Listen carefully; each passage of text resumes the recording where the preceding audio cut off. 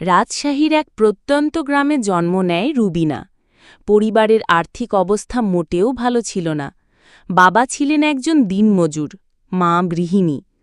ছোটবেলা থেকেই রুবিনা পড়াশোনায় খুব ভালো ছিল, কিন্তু পঞ্চম শ্রেণীতে উঠতেই তার সামনে নেমে এলো এক অন্ধকার সময়। বাবার অসুস্থতায় সংসার চালানো কঠিন হয়ে পড়ে, আর তখনই সিদ্ধান্ত নেওয়া হয় রুবিনার পড়াশোনা বন্ধ হবে।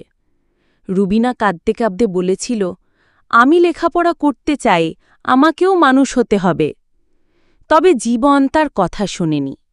সে বাধ্য হয়ে এক আত্মীয়ের বাসায় গৃহকর্মীর কাজ নিতে হয়। ৩ বছর পর একদিন সেই বাড়ির মালিকের স্ত্রী রুবিনার একটি খাতা খুঁজে পান, যেখানে সে চুপি চুপি কবিতা লিখত। তিনি অবাক হয়ে যান, এত অল্প বয়সে এত গভীর চিন্তা দেখে।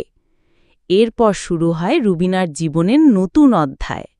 সেই মহিলা উদ্যোগ নেন তাকে আবার স্কুলে ভর্তি করানোর। রুবিনা আবার স্কুলে ফিরল, অনেক কষ্ট করে কাজ আর পড়াশোনা একসাথে চালিয়ে গেল। এসএসসি পরীক্ষায় সে জেলায় টপ করল। পরবর্তীতে স্কলারশিপ পেয়ে ঢাকায় এক বিশ্ববিদ্যালয়ে ভর্তি হয়। আজ রুবিনা একটি আন্তর্জাতিক উন্নয়ন সংস্থায় কাজ করেন, শিশু অধিকার ও নারী শিক্ষার উন্নয়নে। তিনি প্রায়ই বলেন, একটি সুযোগই পারে জীবন বদলে দিতে। আমিও যদি সেই একটি সুযোগ না পেতাম, আজ হয়তো আলোর মুখ দেখতাম না।